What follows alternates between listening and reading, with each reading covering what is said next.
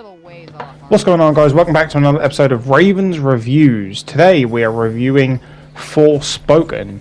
Now, Forspoken is a more up-to-date title. This came out in 2023 and it is an action role-playing game developed by Luminous Productions and published by Square Enix. This came out in January 24th of 2023 on PS5 and for Windows, not an Xbox game.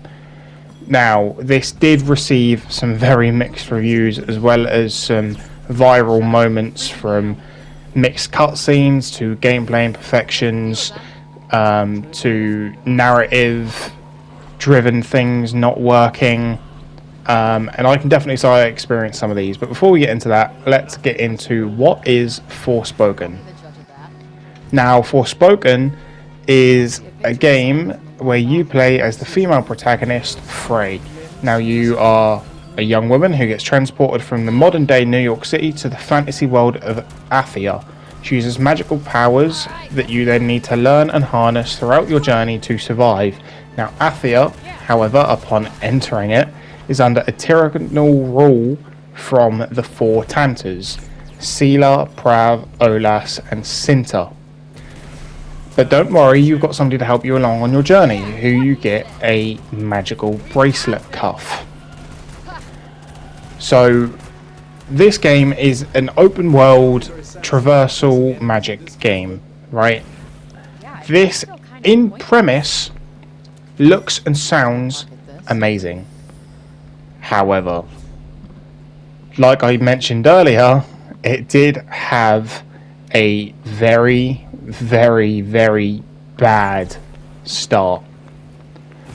And what I mean by that is that, for those of you that don't know, cutscenes were very imperfect. There would be cutscenes and cinematics for silly, stupid things that would take away your movement from your character. There would be cutscenes where the mouth wouldn't match the words, and for a PS5 game, the graphics for this game did not seem that good, and I'm not the only person that said that. But pushing past all of that, the narrative to the story is actually pretty good. I didn't find that the story was too lacking. I would say that narrative between characters was definitely lacking. But in terms of story driven, it was there. There was a story. It kept me interested. Not intrigued, interested. There is some back and forth between you playing in Athia and you playing in New York, which helped build the story. And the plot twist at the end really did surprise me. Now, getting on to gameplay. So the gameplay and movement felt very smooth. However, it can be a bit overwhelming at times. The reason I say this is because you could be fighting one enemy that's weak to one type of magic with all of your spells, and then all of a sudden you defeat that enemy and a boss pops up, or a mid-boss pops up, or a group of stronger enemies appear and they're weak to a different type of magic, so you're like, oh my god, I've got to swap to that type of magic. And it definitely did take some getting used to, and it definitely was a learning curve.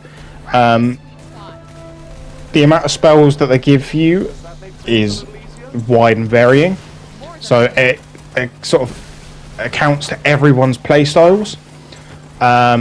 Again, which is good, and the fact that you can reorganize your skill tree at any point in time to let's say you had certain amount of skills in one skill tree and you just unlocked a new type of magic and you want to get further in that skill tree, you can recall a line of a skill tree, keep the points, and put it into another skill tree. Now, that wasn't a feature that I used, but it was definitely a feature that I liked.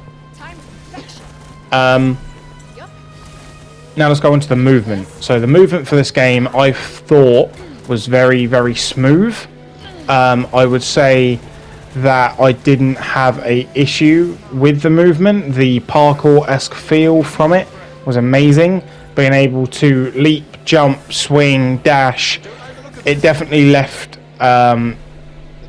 definitely scratched that itch that I was looking for. However, going back to the movement, everything is limited to your stamina, which if you look at the bottom left of my screen above my health bar, you'll see some diamonds. That's your stamina. So every time I sprinted, I would use one of those up, and it felt a bit disappointing where I would be running smoothly between mountains or avoiding enemies using this parkour, and then all of a sudden I'd be out of stamina and I'd just sort of flop to the ground and helplessly have to wait to come back. Now I understand there has to be a stamina system for certain things, however that's just one of my pernickety things that I picked up as a player. Apart from this, I would say that this game was fairly good.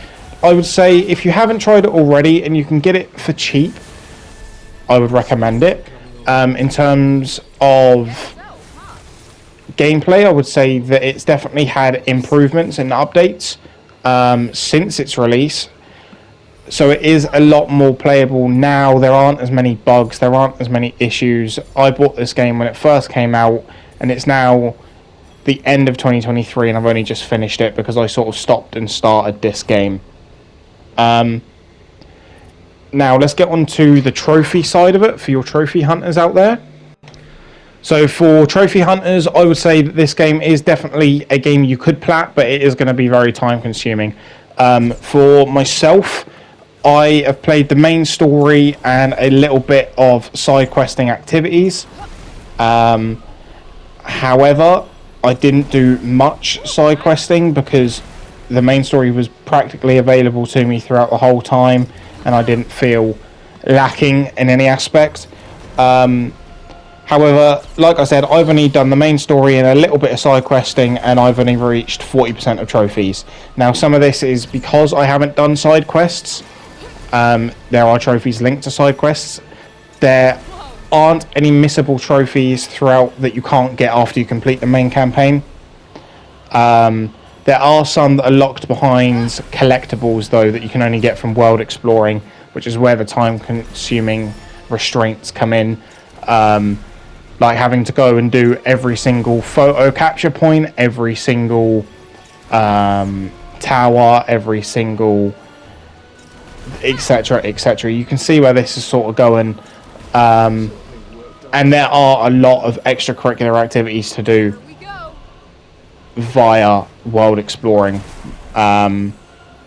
which again is nice if you want to take in the world. However, this game for me wasn't enjoyable enough to just want to go and do world exploring and then a main story quest, world exploring and then a main story quest. I didn't have that much fun with it that I wanted to do every single extracurricular that was out there in the world. Now onto the big question, will I go back for the platinum on this game? Probably not. I won't. This will be a game that I enjoyed playing on and off. Do I enjoy it enough to go back and do all the side questing and world activities? No, I don't. There's other games out there that I'd rather put my time into, unfortunately. So again, just a full roundup, I would say that the story of this game upon launch was lacking, and there were various bugs and issues and cutscene issues. That has since been rectified, or at least they've said they've rectified it. And I would say that now if you can get this game for cheap, it's definitely a PlayStation exclusive that is worth your time. Now, in terms of trophy hunting, I would say that I'm not going to go and get the trophy, and if you do get the trophy, fair play, but it is going to be very, very time consuming. What would I give this game out of 10? I would give this game a 5 out of 10, and the reason for that is because I did not enjoy this game as much as I thought it was going to. I'm not sure if that's because it had bugs and issues upon release, or if because I've been playing it on and off. But that is where I stand with this game, unfortunately. In terms of world exploration, there is a lot to do to keep you busy if you so choose so. Like I said, I didn't, and it can be very, very overwhelming as well. But that's it from me, guys. Thank you very much for watching. Let me know what you thought about this game in the comments below. Let me know if you guys are going to go and get this and try it out. And please remember, once again guys, please remember to like, comment and subscribe. It's completely free and it means the world to me. Thank you guys very much for watching. And hopefully I'll see you guys in the next one. Bye bye guys. I always miss the commotion when there's no one around, don't you?